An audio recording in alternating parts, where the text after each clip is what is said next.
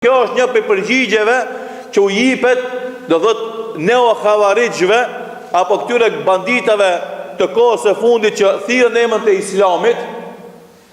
Është përgjigje për to, sepse ti nuk mundesh me shkel rregullat e Islamit për shkak se dikush nga jo muslimanët bën kërdi dhe masakrat e muslimanët e t'ja kthesh atyve si ata që ja bëjnë muslimanëve.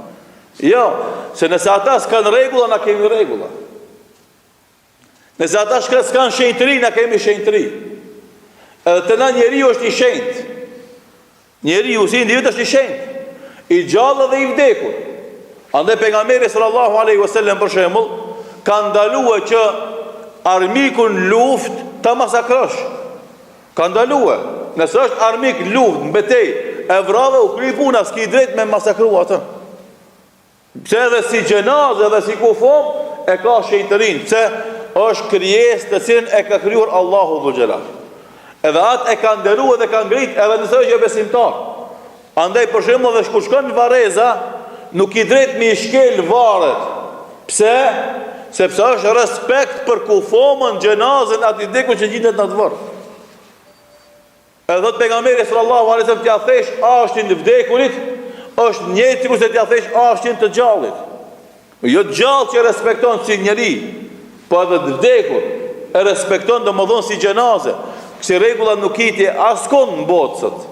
Andaj të etiketohet Islami si fe gjakpirëse, edhe fe që don veç me derdh gjak, është absolutikisht nuk qëndron, por normalisht ke shpërdorimi që ja bëjnë ata bandita, se edhe havarish më thonë, si që thot një hoqë shumë mirë, është shumë derë për ta, ata as havarish nuk janë, ata nuk kanë element dobishëm dhe të mirë për Islamit as një send. Për gjitha sekteve islame më të këqija t'i kanë marrë.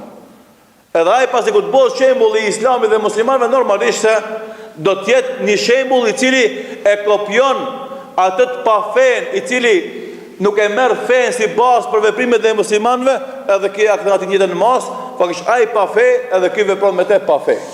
Se po të kishte vepruar ky me ta me fe, do të kishte vepruar si ka vepruar pejgamberi sallallahu alaihi wasallam në Mekë kur hini. Gjithë ne e dim se çfarë vujtje kishte Muhamedi sallallahu alaihi wasallam për mushrikëve të Mekë. Gjithë e dim. Po edhe në Bedr, edhe në Uhud, edhe në betejat e mëvonshme. Kështu që kur erdhi Muhamedi sallallahu alaihi wasallam dhe shikoi Mekën, duhej çka? Tua kthen dhëm për dhëm, sy për sy, edhe çka të bën masakër atje. Mirë, po çka ndodhi kundërta? Tha këtë jeni të lirë.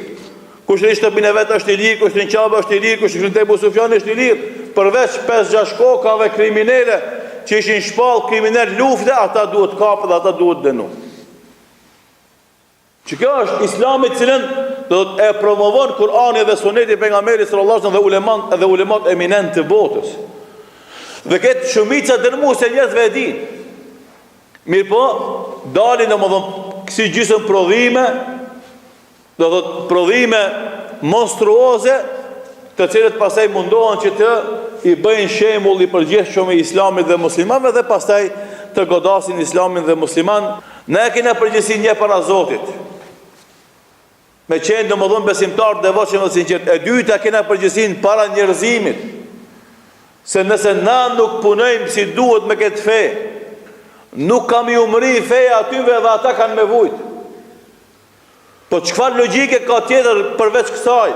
Fakti që 83 vjeçari i Zvicran në gjumon e kaluar e shpall Islamin xhami shqiptare në Zvicër, për shkak të shërbimit që ja bën një djalë i ri shqiptar në emër të fesë, edhe ka pas komshi, ky vet ka jetu, parando kush kujdeset për të.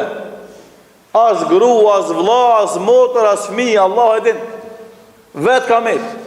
Ky djalë i ri, pasi që e kupton mësimin e Islamit dhe kujdesin për komshin, edhe pse është bart me banesë më larg, e ka bërë si obligim vetvetes me shku edhe me u kujdes për të, me i ofru shërbimet e veta atij.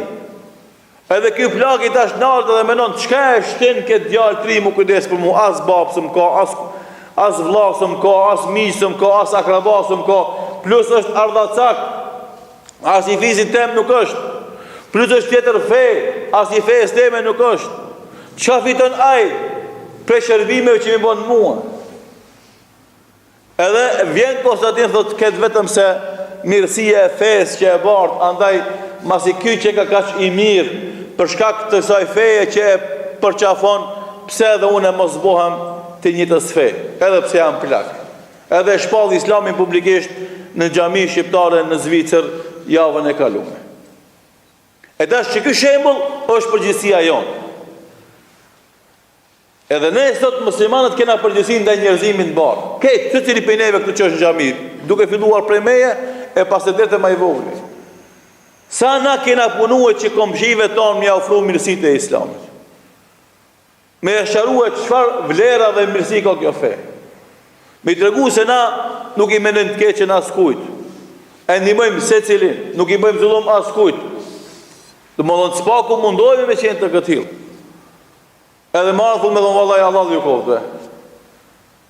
Për një me, kështu nëse është feja, kjo që nga feja më e mirë. Edhe ka kësi fjalë të na, të njerëzve jo musliman komshi tonë që jetojnë që bashkunojnë me djemë tonë musliman të devotshëm, të cilët janë punës e të hakit edhe korrekt në marrëdhëniet me to. Ama pak e ato shembull. Se vinë të tjerë, ato banditet, ato hajdutat, ato e japin shembullin e keq. Edhe normalisht ky shembull i mirë nuk e publikon kurkush. Shembull këtë rastin e Zvicrës që këtij Zvicrani që u bë musliman, shkaku i sjelljes së mirë të këtij djalit shqiptar, as i media e madhe nuk e publikon. Askush. Ama Zoti na ruaj, nëse dikush bën ndonjë vepër në emër të fesë gabume, jo një herë, jo këtë mediat, po një muaj nuk shkepët për top lajmë e vajlajnë. Edhe normalisht për shembull fillojnë njerëzit me mendu, nëse kështu që nga feja se veç këqijat që dikush i bën emër të fesë, pa marrë parasysh a ka lidhje as ka lidhje me fesë, sepse rasti i Parizit u dëshmua se të gjithë ata kanë pas dosje kriminale.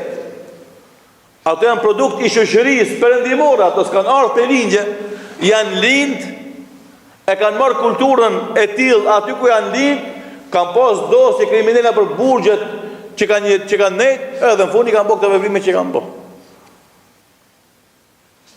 Edhe ato veprime të tyre ja atribojnë edhe akuzojnë me to Islamin. Normalisht kur njerëzit jetojnë të bombarduar me kësill lloj lajmesh, ata e marrin këtë konstatim. Andaj Allahu subhanahu wa taala Muhamedi sallallahu alaihi wasallam e obligon si i dërguari i Allahut dhe si udhëheqësi i muslimanëve të jetë modest, i përulur, i afërt edhe i gjanë me besimtar.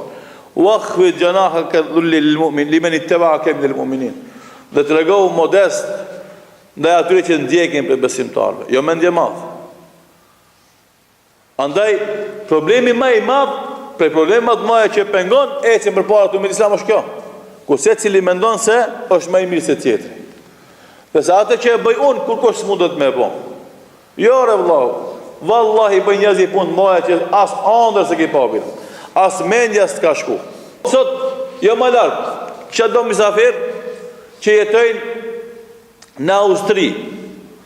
Musliman i devotshëm, praktikant i fesë, edhe në aspektin e dukshëm, shifën gjurmët e zbatimit të rregullave të fesë.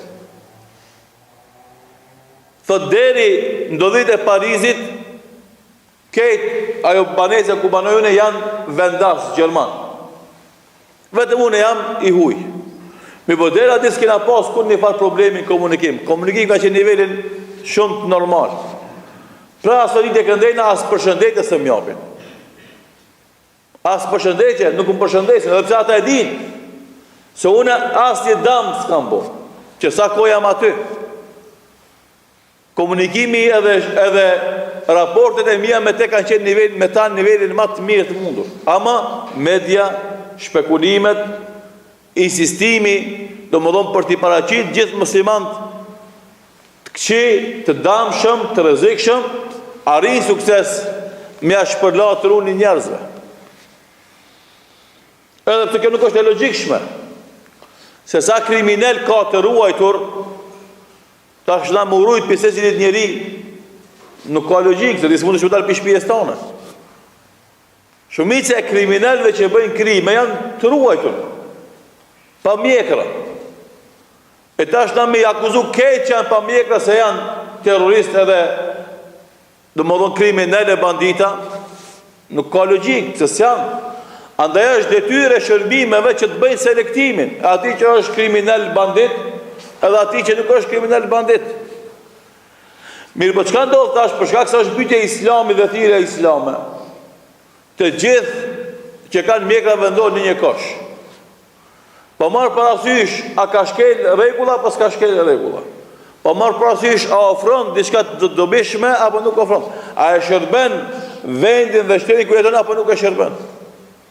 Edhe këtë tregon se do të njerëzit në këtë rast nuk janë të shikuar drejtësinë. Janë të shikuar interesin e ngushtë. Edhe për hir të këtij interesi të ngushtë janë të gatshëm me i shkel parimet e vet.